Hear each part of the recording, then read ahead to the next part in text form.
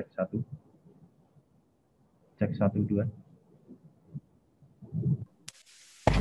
Suara saya bisa terdengar sampai di peserta semua? Terdengar, Pak. Dengar, Pak. Dengar, Ya, Pak. terima kasih. Oke, sampai di laptop peserta ada tampilan PPT ya? Ada, Pak. Ada, Pak. Ya. Ada, Pak. Oke. Ya, terima kasih.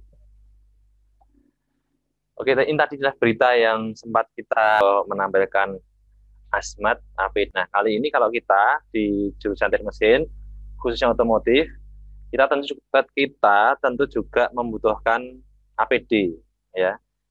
Tidak hanya di bengkel, bahkan di tempat kita belajar pun, di lab, selain bengkel ya, ada lab itu juga menggunakan APD.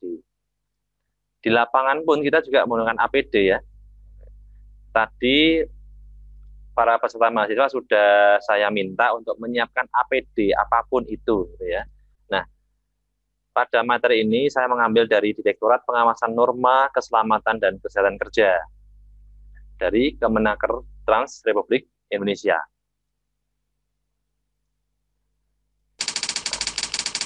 Ini adalah penjelasan dari APD itu sendiri ya, yaitu seperangkat alat yang digunakan oleh tenaga kerja. Nah, kalau kita ini di otomotif ya, kita merupakan bagian dari tenaga kerja, meskipun kita belum bekerja ya, mahasiswa yang sedang praktek, untuk melindungi seluruh atau sebagian tubuhnya terhadap kemungkinan adanya potensi bahaya atau kecelakaan. Nah, kecelakaan kerja, nah ini ada kata-kata kecelakaan kerja. Apakah kita bekerja? Ya, kita adalah mahasiswa yang sedang bekerja. Bekerja untuk mencari ilmu, misalnya begitu. APD merupakan cara atau metode yang paling sedikit digunakan untuk melindungi tenaga kerja. Kemudian ada syaratnya nih kita menggunakan APD. Yang pertama ada enak dipakai. Kemudian tidak mengganggu kerja. Kemudian yang ketiga, memberikan perlindungan efektif sesuai dengan jenis bahaya di tempat kerja. Berikutnya, apa dasar hukumnya? Yang pertama ada Undang-Undang Nomor 1 Tahun 1970. Kemudian di dalamnya juga ada pasal-pasal yang menerapkan bahwa APD itu wajib digunakan. Ada pasal 3. Dasar hukum yang lain apa? Ada Permenaker Trans Nomor 1 Peraturan Menteri tahun 1981. Kemudian ada Permenaker Trans Nomor 3 tahun 1982. Nah, apa nih yang perlu kita perhatikan ketika kita memilih APD? Sebelum kita menggunakan APD, perlu kita ketahui bahwa bahaya apa yang bisa mengancam kita di mana kita bekerja. Jadi kita perlu menilai bahaya. Berikutnya, penilaian bahaya dan perlindungan pada hal-hal yang bisa masuk ke sistem pernapasan. Berikutnya nih, penilaian bahaya pada tangan. Apa saja nih yang bisa membahayakan tangan? Yang pertama, bahan kimia. Itu sangat berbahaya sekali jika terkena tangan. Kemudian bisa juga terpotong, tergores, kemudian ada gesekan, kemudian ada tusukan, terbakarnya tangan terhadap bahan kimia. Tidak hanya terkena ya, tapi ini terbakar, sensasinya terbakar. Kemudian terbakar karena dari panas, api gitu ya. Nah, berikutnya, kapan kita diperlukan menggunakan APD? Sebelum kita menggunakan APD, perlu kita melakukan latihan ini ya. Yang pertama, apakah APD diperlukan? Nih, apakah kita asal menggunakan APD? Mau di mana saja kita pakai APD? Tentu tidak ya. Karena kalau kita di ruangan yang mungkin aman, tidak perlu pakai APD. Karena APD itu tidak bisa digunakan selama lebih dari 12 jam terus-menerus ya. Nanti apa yang kita gunakan, misal kaki, sepatu, kepala itu agak sedikit tidak nyaman.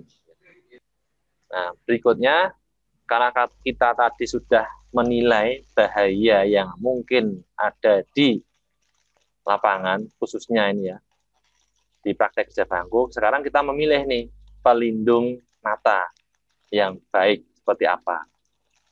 Tapi kita pastikan nih, pelindung mata itu apa saja toh? Yang pertama ada safety glass, kemudian ada Google, kemudian ada facial, kemudian ada shadow filter lens, kemudian ada prescription eyewear. Kemudian memilih pelindung kepala yang bagus.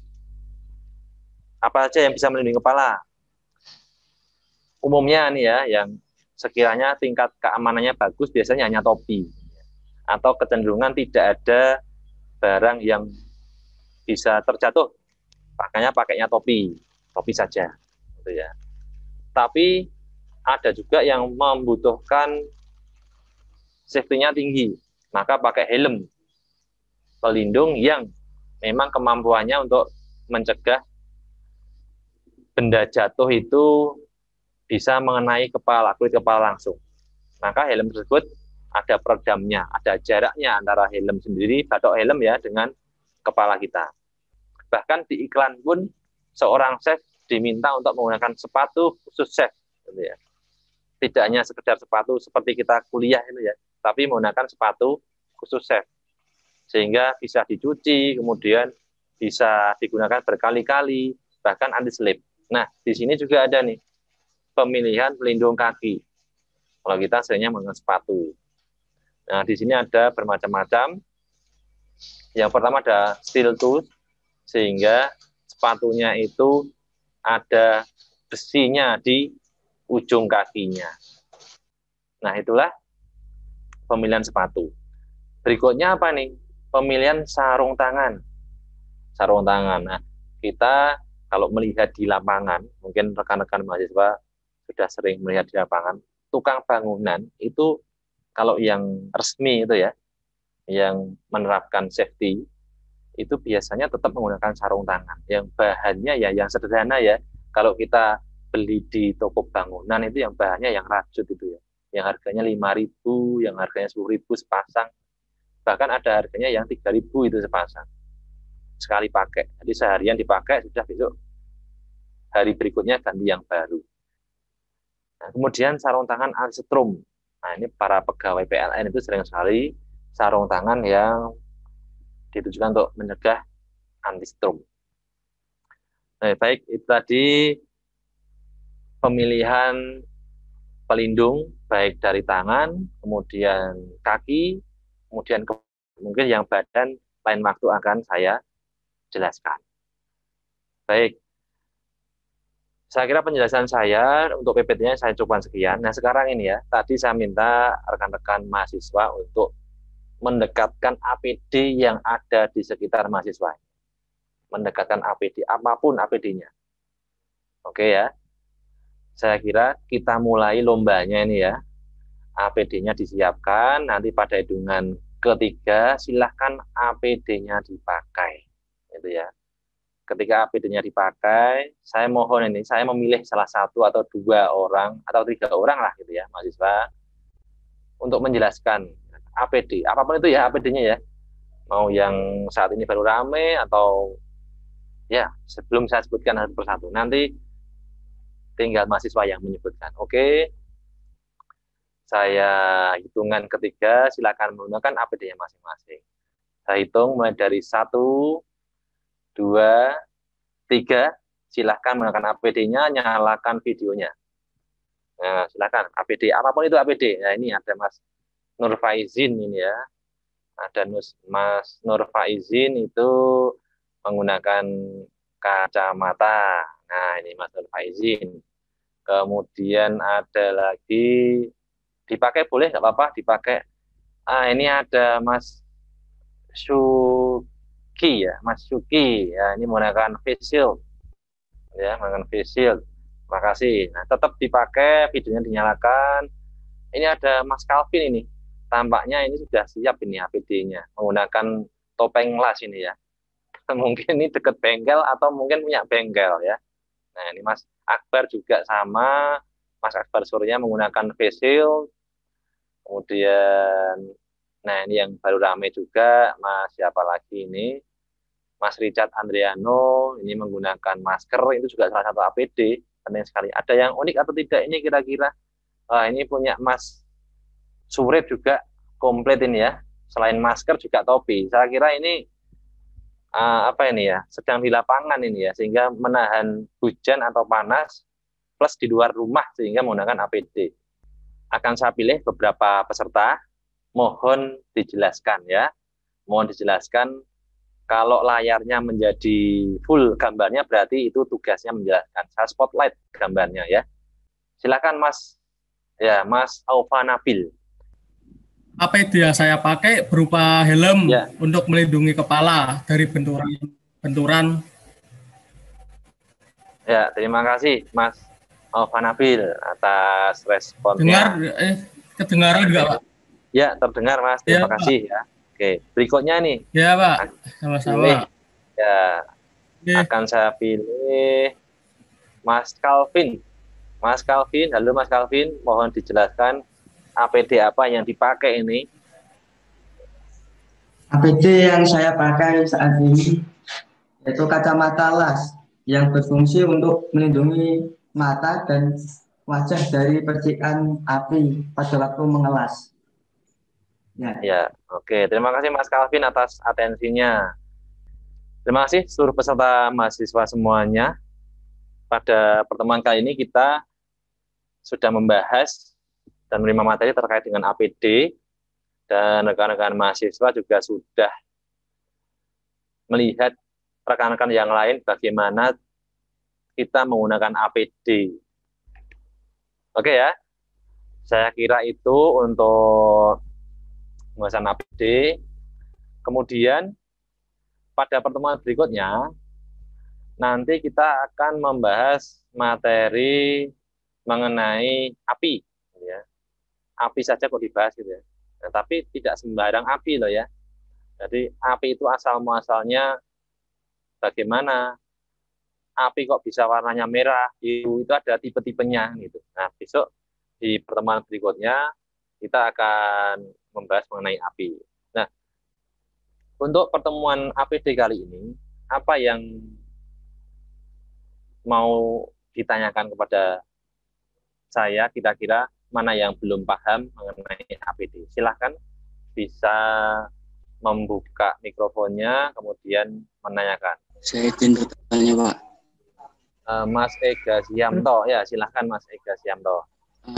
Mau tanya perbedaan fungsi dari airplug sama airmuff, Pak.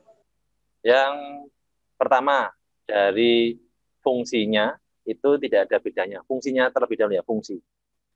Mencegah terjadinya polusi suara yang masuk ke telinga, khususnya ke gendang telinga. Itu ear plug maupun yang earmuff, sorry. Ear, kalau ear beda. Earmuff atau ear plug.